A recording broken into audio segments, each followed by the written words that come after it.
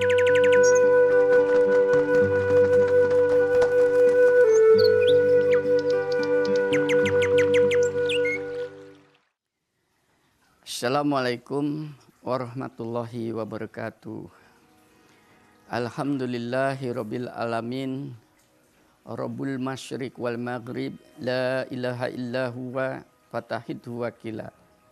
Asyhadu an la ilaha illa wahdahu la syarikalah. Wa asyhadu anna Muhammadan abduhu wa rasuluh. Amma ba'd. Pirsawan yang terhormat, mari pada kesempatan yang baik ini kita melakukan kajian kembali tentang keislaman kita, fungsi kita, makna Islam itu sendiri, dan guna alam raya seisinya ini dalam rangka agar supaya kita bisa memanfaatkan sisa usia kita ini dengan benar, on the right way, di dalam jalan yang benar, jalan yang lurus. Nah, saya ingin menekankan salah satu daripada fungsi manusia di atas muka bumi ini diciptakan oleh Allah, jelas-jelas adalah sebagai mandataris ilahi, atau lebih dikenal dengan sederhana adalah dalam tanda petik wakil Tuhan, agar supaya bisa mengejawatahkan konsep-konsep ilahiyat itu secara natural, alamiah di dalam alam ini, dan Tuhan penuh dengan sentuhan-sentuhan nilai-nilai kemanusiaan, agar supaya manusia itu bisa memerankan fungsi sebagai wakil Tuhan. Maka salah satu di antaranya yang paling utama adalah manusia itu harus berpengetahuan.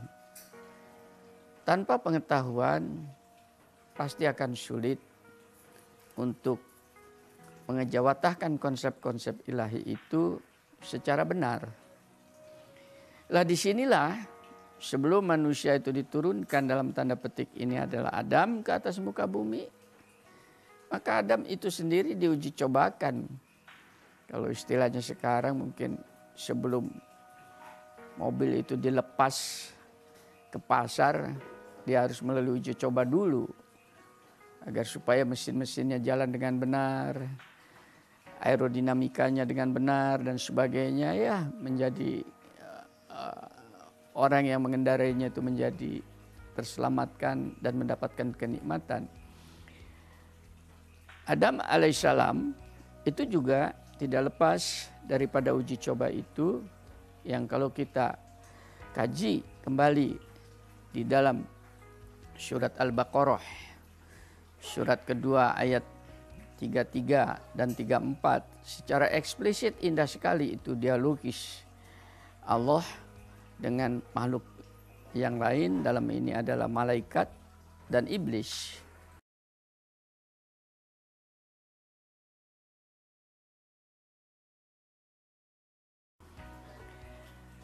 Iblis dan malaikat diajak dialog, kalau istilahnya sekarang mungkin diskusi, walaupun Allah punya hak mutlak berkehendak sesukanya, tapi di sini saya melihat ini adalah sebuah edukasi terhadap kita di dalam mengejawatahkan temannya ayat ini tadi, yang pada dialog itu dipertanyakan tentang kelayakan Adam di atas muka bumi ini kepada dua jenis makhluk ini.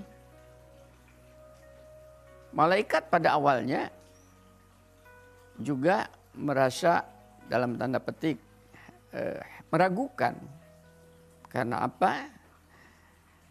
Statementnya jelas sekali, dia mengatakan, bukankah mereka itu nanti akan berbunuh-bunuhan, saling membenci. Apakah kurang kami ini sebagai malak, para malaikat yang setiap saat jauh dari kebencian dan mengagungkan engkau. Nah, ini statement para malaikat. Ini tolong dikritisin, kenapa malaikat bisa membuat sebuah statement seperti itu.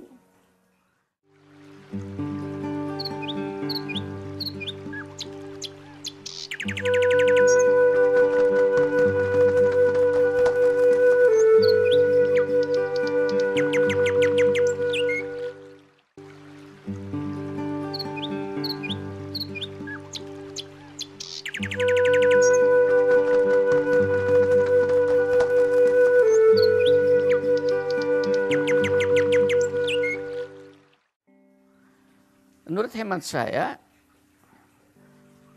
bukan berarti di atas muka bumi ini pernah ada namanya manusia, yang kebanyakan orang menafsirkan bahwa sebelum Adam itu sudah ada manusia. Saya tidak dalam koridor itu. Tapi malaikat melihat bahan baku manusia itu sendiri yang dari tanah.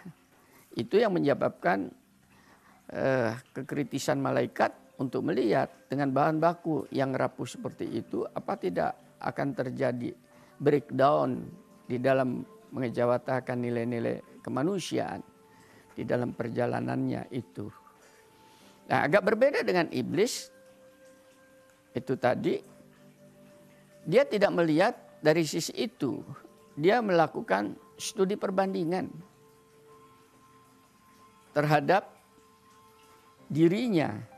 Karena iblis itu adalah merupakan bagian daripada jin. Kalau mungkin sekarang itu apa itu mutan ya dari jin, tapi itu adalah masyarakat jin. Itu tadi melihatnya bukan dari sisi itu, tapi melihat dari sisi dirinya sendiri. Oh, bahan tanah yang rapuh itu engkau jadikan seperti itu, maka mudah hancur. Kenapa tidak dijadikan diriku menjadi mandataris engkau untuk mengemban kemuliaan konsep ilahi di atas muka bumi, karena bahan baku diriku lebih baik daripada dia, yaitu dari api. Nah, di sini menjadi sebuah dilematis sebetulnya bagi iblis itu sendiri. Nah, dilema itu akhirnya apa yang terjadi kalau di dalam Quran disebutkan itu adalah merupakan sebuah kesombongan, ketakaburan bahwa dirinya itu lebih baik daripada Adam. Itu tidak layak untuk berdekatan dengan ilahinya. Maka diusirlah dari hadapan ilahi. Ini harusnya bisa ditimba secara filosofis. Sama kan, jangan dilemparkan kepada iblis itu sendiri. Kita pun bisa jadi iblis. Manakala kita di dalam kehidupan itu, kesombongan, ketakaburan itu menjadi pola pikir, mindset kita dan pola tindak kita dalam keseharian, tidak ada bedanya dengan iblis itu sendiri. Ya, ini pembelajarannya di situ. Nah, disinilah saudara-saudara sebetulnya awal titik belok daripada kebenaran, lawan daripada kemungkaran, kedamaian, lawan daripada kesemrawutan, ketenangan, lawan kekacauan. Sebetulnya titik beloknya di situ, diberitahu oleh Allah. Kalau kamu melihat pola-pola daripada iblis, pasti dalam hidup kamu di atas muka bumi ini akan mendapatkan kekacauan hidup, ketidaktenangan hidup, kegelisahan hidup. Ini yang tidak banyak dikaji lebih dalam, padahal ini adalah aspek filosofis dan psikologis yang harusnya menjadi sebuah renungan umat Islam. Karena secara eksplisit, jelas sekali diterangkan di situ. Yang jadi masalah adalah pada saat dialog itu terjadi, maka sebagai kesimpulan dari dialog itu diuji tentang kepakaran, keluasan pengetahuan, baik dari iblis dan malaikat itu sendiri. Malaikat mengatakan, aku tidak mempunyai apa-apa kecuali yang diberikan oleh Allah. Iblis lain, aku bisa membuat konsep pengetahuan dengan dasar-dasar sangka-sangka diriku. Nah, manusia ini tadi ditontonkan oleh Allah yang namanya Adam. Hai Adam, coba terangkan nama-nama benda. Pengertian daripada nama-nama benda itu di sini jangan disimplifikasi terhadap yang sifatnya materi. Yang non materi pun dari sisi Allah itu semua adalah benda. Kita tidak tahu karena tidak pernah ada riwayat lebih jauh sejauh mana yang dinamakan pengetahuan Adam pada saat itu yang diberikan oleh Allah. Akan tetapi uji coba itu menunjukkan bahwasanya Adam ternyata bisa luas sekali menerangkan segala sesuatu. Ini menjadi titik awal sebetulnya untuk kita kajian, untuk kita melakukan suatu pendalaman bahwasanya fungsi manusia itu untuk di atas muka bumi harus mempunyai pengetahuan. Tanpa itu tidak bisa. Dan untuk mendapatkan pengetahuan itu oleh Allah diberikan seluas-luasnya. Diberi kesempatan seluas-luasnya. Karena pengetahuan itu tidak tersembunyi, akan tetapi pengetahuan itu terbuka pada siapapun yang mau mengambilnya. Baik itu pengetahuan masalah benda-benda mati maupun pengetahuan-pengetahuan yang materi terbuka. Kenapa? Pada diri kita mempunyai intelektual, pada kita mempunyai mata hati, pada diri kita mempunyai organ yang bisa berbuat. Jadi tidak ada alasan kita untuk mengatakan bahwa kita tidak tahu apa-apa. Bukan hanya itu, pengetahuan-pengetahuan ini bahkan lebih luas daripada itu, yaitu salah satu diantaranya adalah pengetahuan tentang ketuhanan itu sendiri. Nah, pengetahuan ketuhanan memang banyak riwayat, banyak cerita. Manusia itu pada dasarnya tidak bisa melepaskan diri dari fitrahnya, yaitu mencari siapa Tuhannya. Karena itu adalah pertanyaan rohani setiap insan. Sekalipun mereka tidak percaya dengan Tuhan yang dikenal dengan ateis tadi, ya. Pada saat seorang mengatakan ateis, aku tidak percaya Tuhan, secara tersirat dia itu mempercayai, hanya dia tidak tahu. Maka disinilah tugas orang yang sudah tahu menunjukkan jalan kepada mereka supaya jadi tahu, supaya ketidaktahuan itu tidak lebih merusak dengan sistem sosial di belakangnya. Itu yang pertama. Nah, di sisi ini muncullah kemudian para bijak mencari ketuhanan.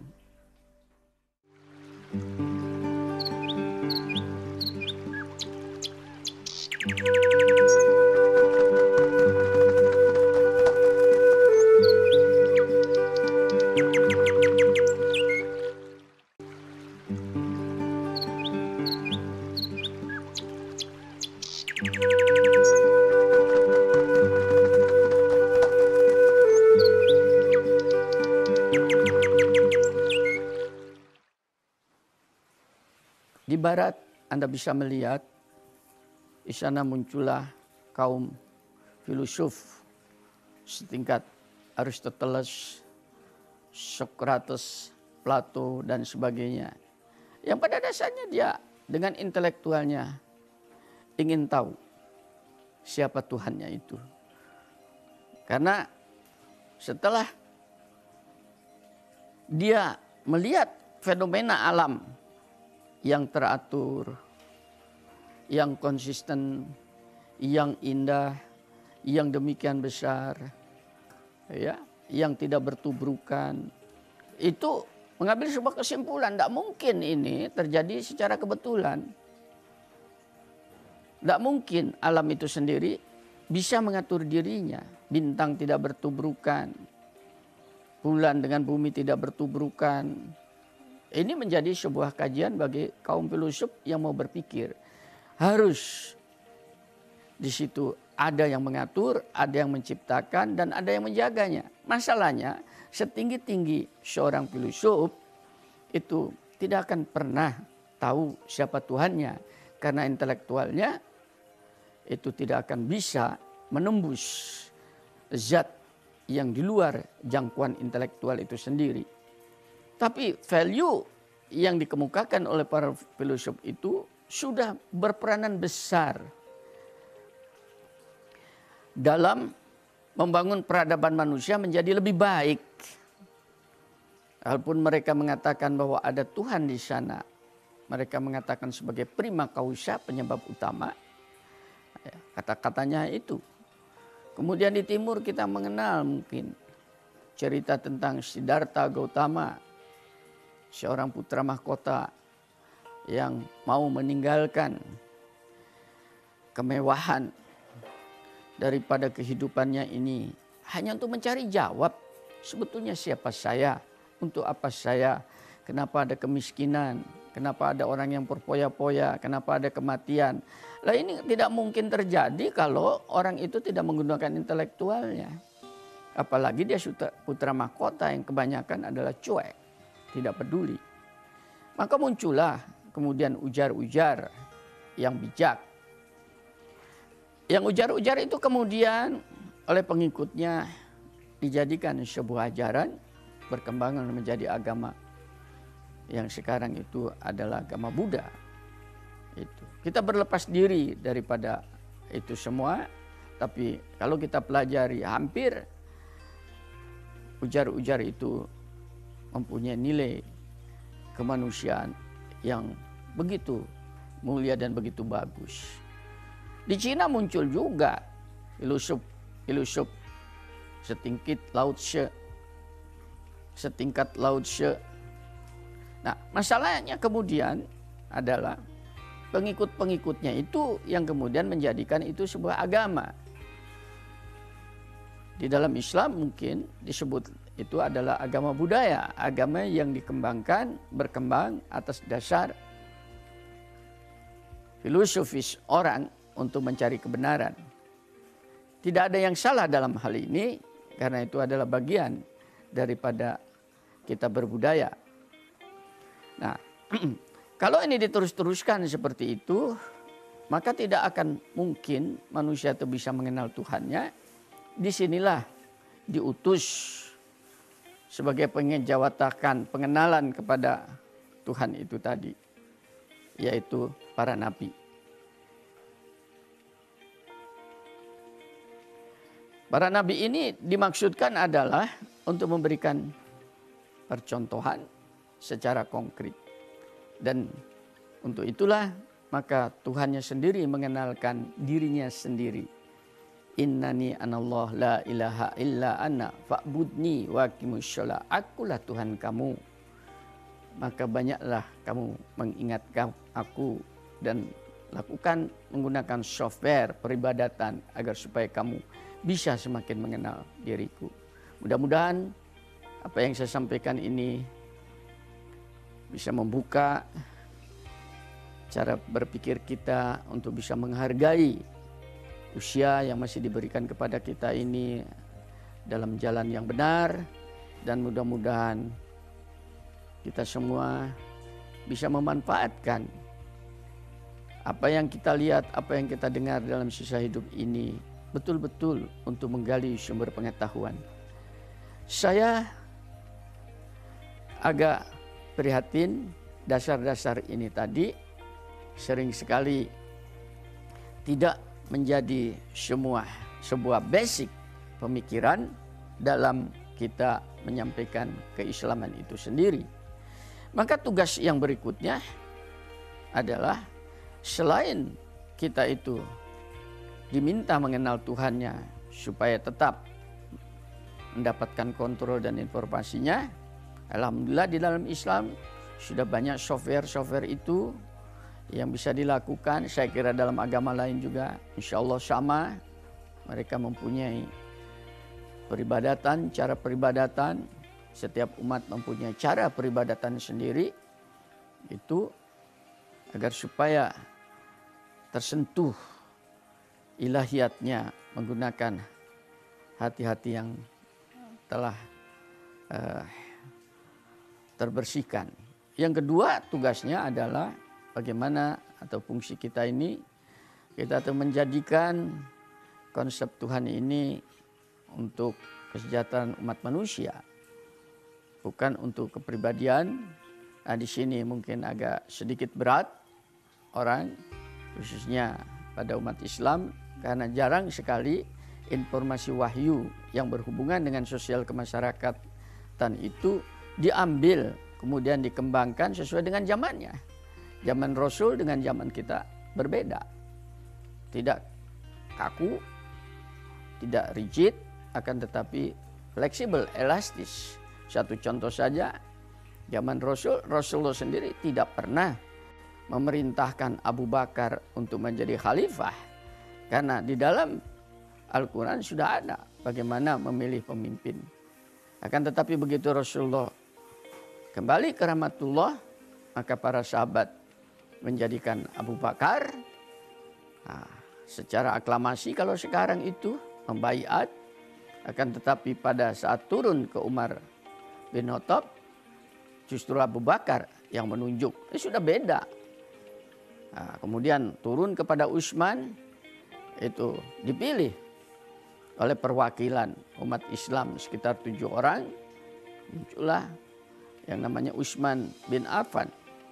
Kepada Ali terjadi sesuatu hal yang bersifat krusial karena salah satu gubernurnya yaitu Muawiyah yang diangkat oleh Khalifah Utsman bin Affan itu balelo istilahnya ya, menolak untuk membaiat Ali bin Abi Thalib. Nah, inilah sejarah yang kemudian menjadi masalah untuk umat Islam ke belakang.